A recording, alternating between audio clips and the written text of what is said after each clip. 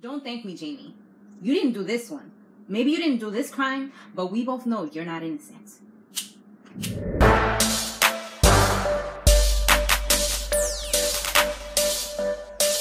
Hey, what's up? What's going on, everybody? You have now tuned into my power recap. Oh my god, this episode was crazy. It was freaking crazy. So, alright. So Angela, her and her sister, they went running, right? And she tells her sister, like, she don't feel like Jamie really did it. At first, her sister's like, oh, here we go again. Let's play the violin, the sob story once again. But then she was like, nah, like, I seen some new information that really looks like he didn't really do it. So her sister's like, well, you know what? This dude's a liar. He's a cheater and everything else. But if he didn't do it, then, you know, maybe you should say something, because... you know what I mean? Like, you can't be having people out here dying for no reason. And so I think that was, like, kind of the push she needed to go forward. Like, sometimes you need to just talk with your family, kind of get stuff off your chest, and kind of see what they have to say about a situation as well, you know? Jamie, he was mad at Silver because he's his new lawyer, and he's just like, the person that was on my case that I actually trusted is now gone. And Silver was just like, you know what, let me know right now, do you have any type of criminal enterprise? Is there anything going on that I should know about? And, I mean, he completely denied it. He was just like, nah. I mean, I understand why he denied it, because you don't really trust this man. You don't really know this man like that. You don't want to be telling him all your beeswax, you know? And he just was like, no, it's all clean money, you know? I mean, I guess as long as you keep going with it until innocent until proven guilty. Isn't that what they say? So that's pretty much what he was going by, honey. So he tells them that, you know, pretty much that there's nothing going down. So, and he knows that this dude already judges him as well. So that's another reason why I feel like he didn't really say anything. So Angela, she brings the tape information to Sandoval out of all people, when he's the one that freaking cleared the tape after, and I'm pretty sure, you know, like, okay, if he cleared the tape, that means he looked at it, quote unquote, and he said, okay, this is free to go. You know what I mean? So I don't know why I guess she brought it to him because that's the higher up in her place that she's at. But I don't know. She brought it to him, and he was just like, no, we can't put it out. The tape is out. We don't even bring it up. And she was like, shouldn't we bring this to John? And he just raises his voice like, no, we don't need to. I'm like, whoa, boss. Okay, you real passionate about us not bringing this up. All right. So at that point, it was crazy because John and the other dude, I keep on forgetting his name. Y'all know who I'm talking about. They come in, but she didn't even mention it because he already told her that she couldn't. And, you know, he's her higher up, so you got to listen to what he says. So Teresi now, he's trying to take down Jamie as well because he mad that Jamie's not going to be putting out that cash anymore, because he pretty much was like, you know what, I'm done with you. Like, he met his match. Teresi definitely met his match, and I think that's why he was, like, pissed off. So he puts a bug in the cop's ear. That cop, the same one that hates Jamie, like, yo, I heard you getting transferred. I'm pretty sure that this dude in there, he got a lot of money, and that lawyer got a lot of money, so they probably pulled some strings and got you out of here. Yo, but I know what we can do. So he works on a plan to try to take James down. So now Silver, he goes to see Tasha, and he says that he wants to possibly put her up on stand, but as long as there's nothing criminal about their assets, they're good. So he asks her, like, is there anything that I should be worried about? Is there anything I should know? And she's like, nah, like, I'm good, but why do I gotta get called to the stand? It's like, now we good, but, like, is this the only way? You know, isn't that putting me at risk? Like, what's up with that? I don't want to be cross-examined and all that. But he was just like, you know, this might be the best case scenario. Later on, Tommy, he finds out, because Tasha, like, texts him or whatever, he finds out that Proctor's off the case. And on top of that, Silver might have Tasha go up on stand regarding the whole asset situation. So he was just like, yo, like, why is this all going down? And he actually reveals to Proctor that the money isn't clean. Lakeisha knows about this. Tasha knows about this. Like, she is an accessory to it. Like, she's part of this. She's down for it. You know what I mean? Like, and he's just like, oh my God, like, why didn't anybody tell me this before? We would have never, like, you know, I guess they could have kind of changed their whole stuff a little bit. But he was like, it was on a need to know basis. And to be honest, you didn't need to know. And that's just what it is. So, I don't know what he really did with that information. It's just kind of like now he knows type of thing. But he just like, you know, that's pretty much it about that. So then Stern, out of all people, and it's funny because me and the booth, we was just talking about Stern the other day. I think it was the last episode when we was watching this. We was just talking about Stern and how, you know, how everything happened with him and how he probably laughing because he see that James is in jail. Like, oh, look what you try to do to me, but look at you right now, you know. And it's crazy because he resurfaces. He's, you know, and I just feel like he was like the dirty little devil that comes in and, you know, tries to get you to sign with them. And then from there, they want your soul. You know, I just kind of felt like that's what it was. And I'm just like, nah, Jamie, don't take money from this dude because he's a snake, he's a shark, and he knows what he's trying to do. He's always wanted you to be under that noose so that he could be the man in power. And that's exactly the same thing that he's going to try to do right now. And so James was like, nah, like, I'm good. I'm going to go back to my cell and chill out real quick. I don't need anything from you. Thank you, but no thank you. You know, and, you know, Stern just ends up leaving from there. Angela, she was starting to feel some type of way because, you know, everything is kind of boggling up inside of her or whatever. So she goes to see Proctor, and he was like, you need to speak to Silver, okay? If you want to talk to them or do anything noble, then you need to talk to James. Or if you have questions that you need answers, you need to talk to Jamie directly, not to me. And she's like, you know, she puts out her hands to get a little handshake. And he was like, yeah, effing right. Like, don't. We're not friends. We're not cool. You're the cause of this. You put this all out there. You're the one that arrested him. Like, you did way too much. Don't think we're cool now just because I told you to go talk to him. F out of here. We're not friends. And it's funny how people be doing that. Like, they forget what they do to you. But then all of a sudden they want to be like handshaking or giving you a hug or a kiss on the cheek. Like, F out of here. I don't need that phony fakeness. You know what I mean? I ain't forget what you just did. So she goes to see him and, you know, by his side was Silver right there. And he tells his side of the story. And she was still being, like, pretty skeptical. Or I guess she just didn't want to, like, open up and just believe him right away. But she was taking it all in. You know how some people, they're, like, so stubborn. They'll argue to the death with you. And I've known people like this. And it's so, it pisses me off. Like, they'll argue to the death. Even though they know that you're right. And then, like, eventually they'll be like, you know what, yeah, you were right all along. Like, but what was the whole argument about? Like, why we had to fight about this? Are you serious? You know, you run up my blood pressure for what? So, she tells them about the whole thing with where her team is gonna bring up the fact that there's something going on with his assets, where it's a 7-figure check that was transferred between him and Tommy. So it's most likely going to look like a hitman type of job. Like, they gave you the money so you can kill Knox.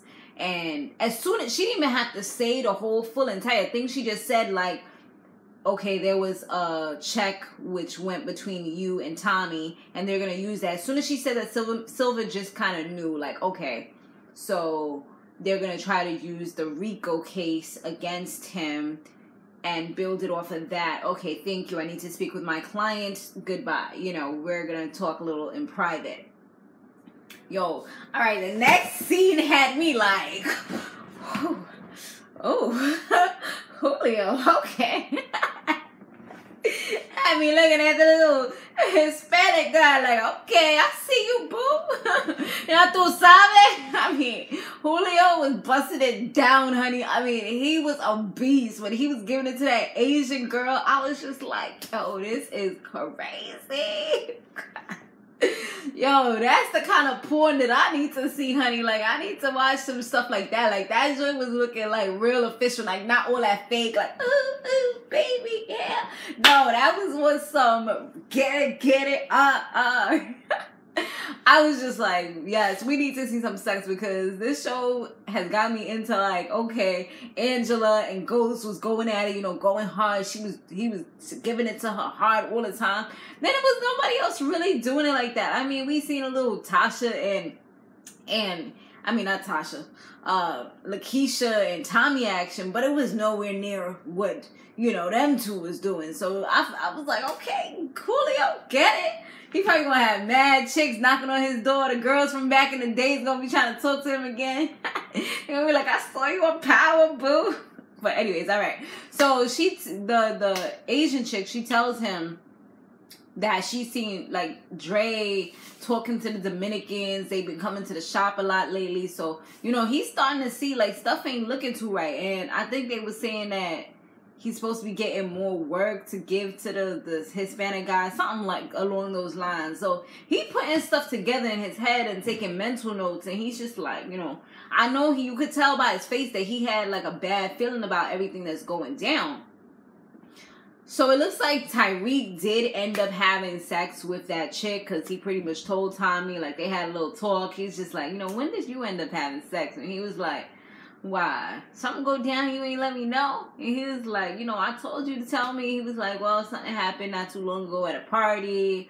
And, you know, Tommy, I like the way Tommy flows, you know, how he does the big brother thing where he's like, you know, he maintains the level where, since he's not his father, he can maintain that friendship level, you know what I mean?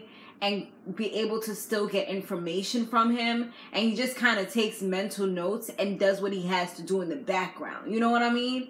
And I like that about Tommy, because kids, especially teenagers, they're not going to trust you if they feel like you a snitch. Or if they feel like, oh, here we go, another lecture. Nah, but he came to him like on some friendship tip, like, oh, snap. Like, did you use a rubber? Like, you know, he said it like in a real relatable type of way that Tyreek would understand and not really like shy away or anything like that. So I really like that. You know, it's good that he at least still has him to kind of talk to. And I just feel like I wish Tommy had more time to just kind of be around him and kind of take him under his wing. Well, maybe not his wing, because his wing ain't the best wing for him to be under. But yeah, y'all understand what I'm saying. Like, at least he'll feel like he has a big brother or somebody to talk to when he's feeling some type of way about something. Because that's why he keeps on going to Canaan, you know? Or at least, like, I feel like Dre was a good companion, but Dre's just caught up in too much crap, you know? So now it was time for the assets trial, and John, he gives this the payment theory that we were just discussing, the whole Rico case thing. And Silver, he then asked James to come up on stand. And it's crazy because everybody thought that Tasha was going to, even Tasha thought she was about to go up on stand. She was about to reveal everything to freaking Silver. But he was like, nah, we can't talk right now. He was like, you know, we'll talk about this later. We're about to get started. So luckily, you know, she didn't spill out all of she beans and them to him.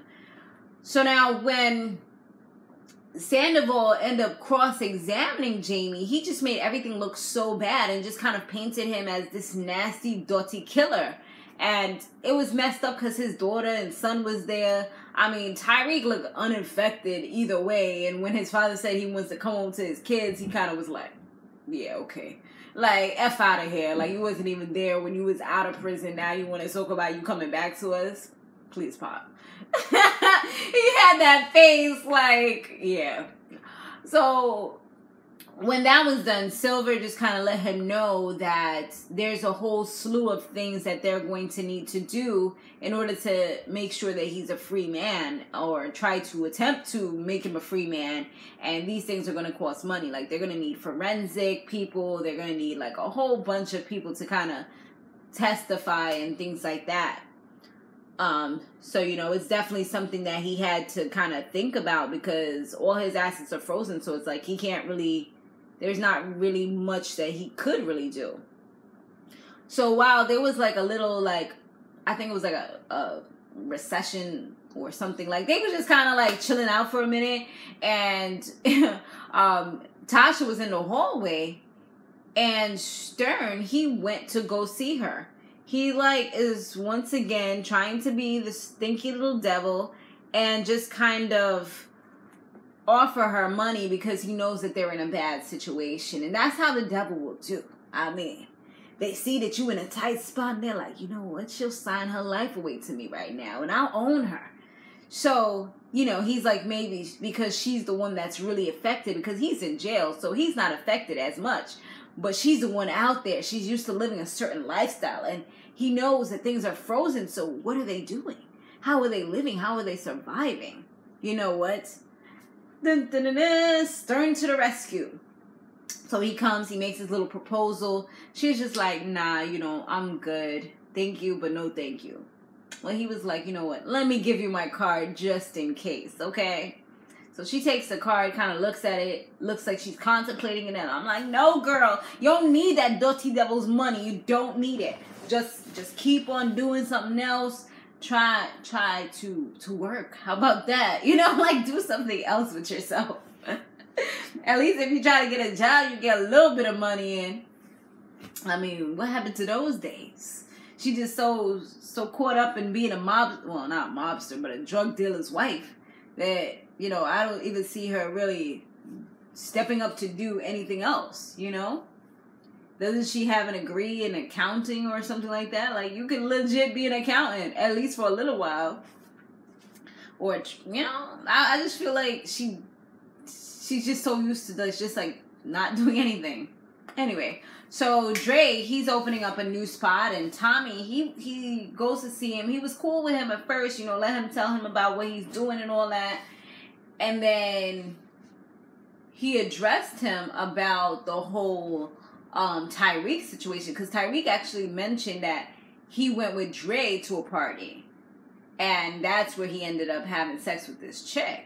So Dre's like, nah, that ain't happened. So Tommy's like, so you trying to tell me he's lying? He's like, I ain't say all of that, but what I am saying is it wasn't me. Like, that's some like really a way to get around being called a snitch. Like, I ain't telling you, but it wasn't me. You know what I mean? Like, cops come to you, they ask you a question like, yo, did you do it? No, I ain't do it. So your friend did it. I'm not saying that, but I'm saying I didn't do it. I wasn't there. You know, like, or some a way to work around it type of thing. Like, I'm not saying he lying, but I'm saying that he wasn't, that I didn't do that. I took him to his friend's house, and that was it. So, you know, that's another thing that Tommy's trying to contemplate in his head and kind of work his way around, like, what's really going on here? Okay. You know, he kind of like checked it. He was like, you know, I'll break your face if you lied to me. But he kind of like left it alone. But I feel like he kept a mental note. So Jaime now, he was at the gym, you know, putting in that work. Because, you know, I feel like he wants to make sure he maintains that nice physique he got going on. You know, sexy chocolate. So the cop that is having a problem with him, keeps on calling him a cop killer and all that, he starts like really going at him and tells him that, you know, his wife, he seen her in the court and she was looking real cute, and it'll be funny if she gets a new guy and, you know, his kids end up calling that guy daddy and that guy would just be him, you know what I mean? So he's like going in, rubbing stuff in his face, just really like disrespecting to the max. So it's like the killer gene inside of Jaime, like just kind of, or I should say inside a ghost, because that wasn't no James St. Patrick there, or no Jaime or nothing like that. So I'm just like, yo, dude, like dead snapped. Like it was like his eyes opened up. He was like somebody else. He dead took, like he dead started punching him, boom, boom, boom. Then he took the weight, straight up took the weight, bang! I was like, yo, I had to like cover my eyes real quick because I see some gruesome things, but they took it to a whole nother level. Like they went in with the scene. I was just like, damn, that was real extra, y'all. Like, y'all taking these death scenes to a whole nother level. Damn. So he ends up killing the man, and I'm just like, damn. And then here comes Teresi with some inmate, and the inmate had a little knife ready to like stab him up, I guess, to like finish the job, make sure that things was done. But the inmate did look like he was kind of scared when he seen the cop on the floor. He was just like, but he was still ready to put his plan into action and go ahead and stab up Jaime, stab up Ghost. But all of a sudden, Teresi turned on him and was just kind of like, nah, you know what? Change of plans. Started choking dude out. And he pretty much took him down. And he was like, yo, change your clothes. He was like, yo, change your clothes real quick. We about to make this look like he killed him. And then he killed himself because he didn't want to, he couldn't live with himself for what he did. And because he was strangled, when they put the belt on his neck and hang him up from the pipe, it just kind of made a lot of sense. So it wouldn't really be a questionable type of situation, you know? So it made a lot of sense. And he made him like clean up himself real quick, clean up all the blood.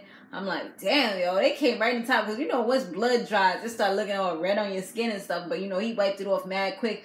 Switched clothes with the other inmate. I was like, yo, Teresi's a killer for sure. Like, he know exactly what to do. So now, and I guess he felt like, you know what, homie would be better alive than he would be dead, because I can use him as an asset. And he kind of knew what he was doing, especially when he saw like, okay, this dude like just killed this guy, crushed his face. All right, he can probably be valuable. So now Tasha, she talks to Tommy about him and Lakeisha being together, because she kind of hinted at it at one point, saying that she was with some dude, that he's a white guy, but he's not like regular white guys. So it's like, all right, we don't know many white guys. I haven't seen you around many white guys. So the only white guy that's cool like that, who's like one of us, is Tommy. So yeah.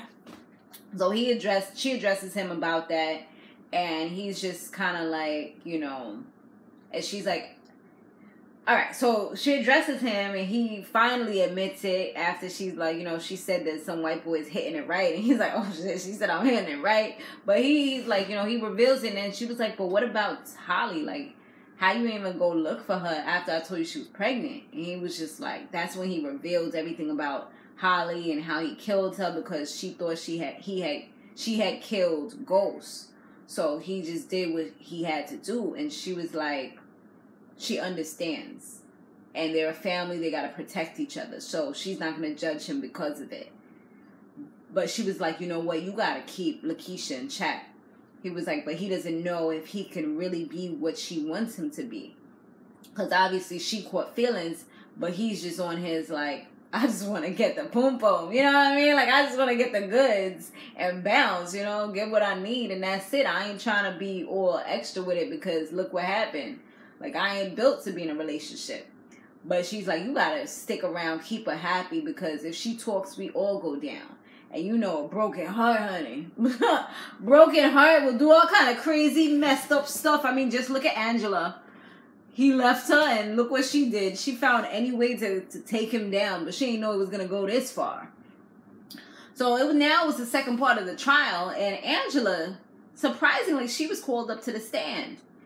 And she told Silver about the tape, so he brings it up. And she mentions that it should be exculpatory information. I'm learning all these new words, y'all. I feel like I'm in law school or something. I'm playing. But, I mean, it is cool to, like, you know, kind of hear about a lot of these things or whatever. So, yeah, she kind of puts it out there that she mentioned it to Sandoval, and he just kind of dismissed it. He didn't want to add it to the case. And there was something else that she told John at one point, and he didn't want to add that either. So it's a lot of things that they're doing that is pretty much misconduct. So... what's his name? John was like, you know what? We ain't about to go down solo, bro. What about you? You want to be pointing the fingers at us? What about you, bro? So he starts talking about, but okay, weren't you having sex with the defendant? And didn't he come into your house and mess up your last case because he put out this and that? And I was just like, yo, snitching much? Okay, John, I see you. He was like, bitch, I ain't going down alone. You trying to get me suspended? Alright, I got you, homie. So then the judge is like, wait, what? Is this true, Miss Agent AUSA Valdez? And she was like, you know, she didn't want to say it, but she's like, damn, I'm under oath. Yes, it is. And then he was Judge looked like he was like just literally disgusted about the whole thing, about all the misconduct. Like he couldn't use any of this anymore because everything is compromised. So, you know what? He says that they all are dismissed, the case is dismissed, and all of them I believe he said they were all suspended. So they're not fired. They just are suspended for whatever amount of time from what she could possibly be fired because of the things that she put out there about her team. So it was crazy, but you know, once that pretty much happened, the judge told Ghost, like, you know what, I'm sorry about all this. Hopefully if this is ever brought up again, you will have a better prosecution team on your side. But you know, I think he said it's dismissed but without prejudice or something like that, which means that it can possibly be brought up again, but it would have to be a whole new team that would be bringing him down. So now Kanan, he goes to see Dre at the new spot, and he was pretty much collecting his final payment, and Dre just is like, you know what, this is done, and you need to really stop messing with Tyreek. He's changing. If I can see it, Tommy and them is going to see it. So you need to like really chill out. And I'm just like, yo, Dre, if this dude wants to do something, he's going to do it. He's already proven it and shown it to you. Like, I don't even know why you wasting your breath right now. Like, you trying, but it's not really working at the end of the day. So he tells him that he got another plan for him, that he's like, I know what you want, and I'm going to help you to get what you want, but just leave Tyreek out of it. It looks like they handshake on it, but I'm like, you handshaking with somebody who you cannot even trust. I don't even know why you think you can trust him even a little bit. So now, Julio, he ends up going to the same spot because he wanted to talk to Dre since, you know, things is real funny lately. And he sees in the window that Dre is talking to Kanan. And he's like, what is going on here? And I'm pretty sure, like, don't he know who Kanan is? I'm pretty sure he does. I'm hoping he does. I feel like he does, though, from the last season. Right?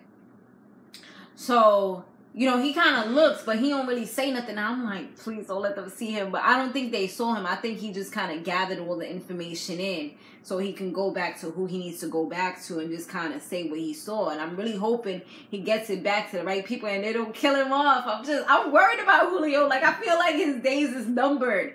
I don't know, but I just got that feeling. And I think somebody else had said it last time, right?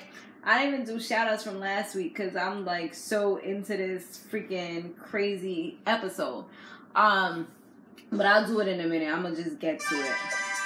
Oh, snap. Let me see. You know, I don't want to forget that part.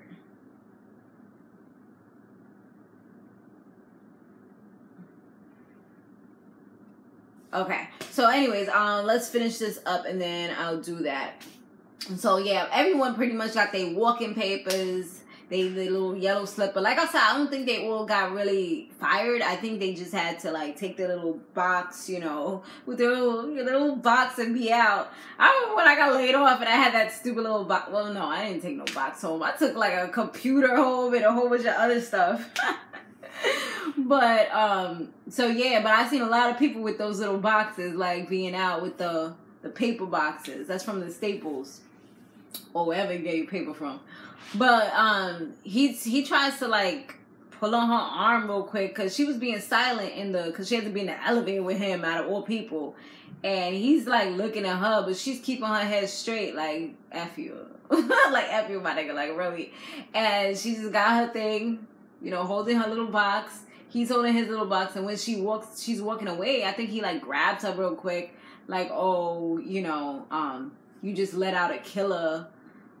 And he pretty much addressed her, and she was just like, what she said, she was just like, what happens in the dark will come to light, and I'm going to find out who did this to Greg. So, you know, and she said it in Espanol to let him know, like, I know you know what I'm saying, so, yeah.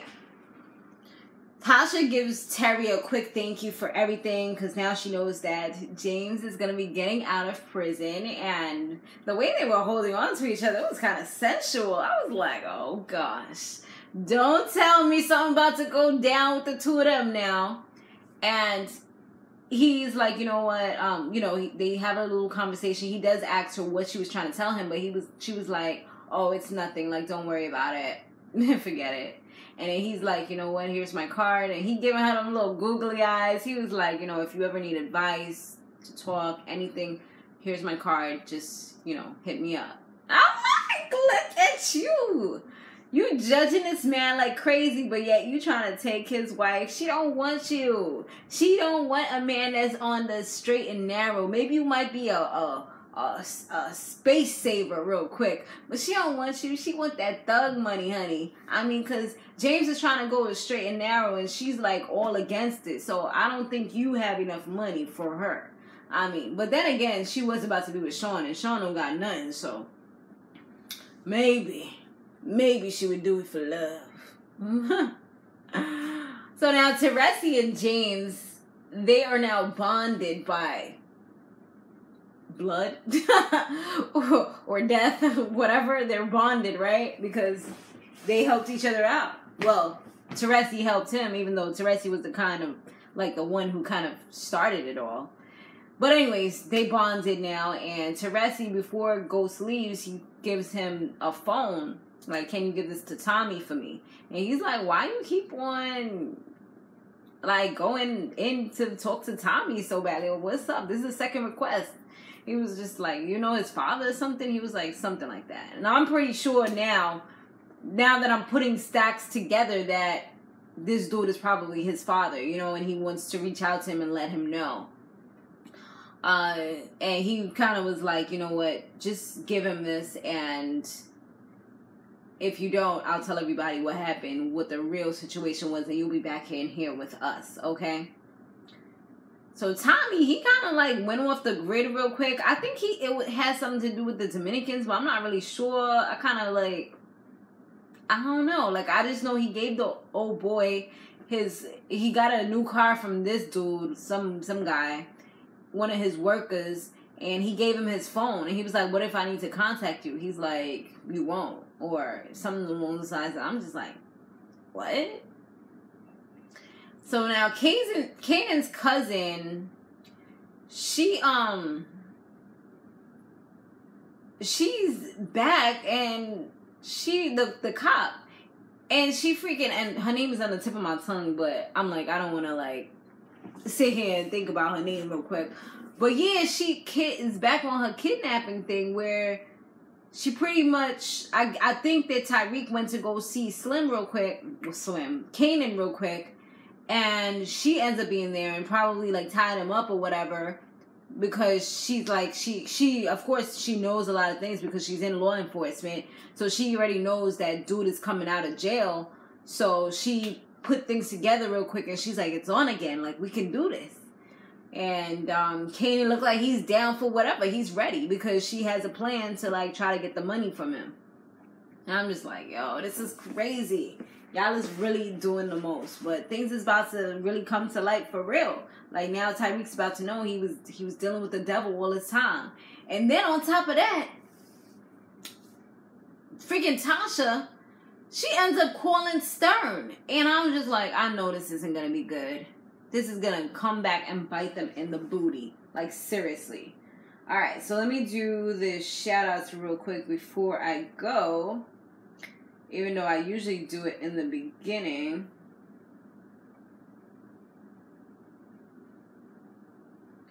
Alright. So, yeah, what do you guys think about this freaking episode? Yo, this episode was crazy. Crazy, y'all. Okay, so Jasmine Robinson was like, what's up, Samore? I want Tommy and Lakeisha to last, but Lakeisha is being really needy, saying that her and Tommy are not exclusive. I know, right? She is kind of being like mad extra because she like really just, I feel like she really wants somebody in her life, and he's probably got a lot of the things that she likes, and plus like he would be able to give her the lifestyle that Tasha has. But I feel like Tommy's a little more simple. Like, even though he gets the same amount of money as Ghost and Tasha, I feel like he has like a lot more of a simplistic type of lifestyle. You know, like look where he lives. Like, yeah, he lives in Manhattan, but it's like it looks like a studio or something. You know. All right, and let me see. Motown Investor was like, Tommy is having Dre and Tyreek followed. My prediction. That's possible. I mean, that would be awesome if that's happening. If Tyreek was being followed, because then it would be easier to find him. But I don't know. It don't really look like it right about now. But we shall see. Thanks for watching, guys. Be sure to stay fabulous, live free, and soar limitless. I'll see you in the next one.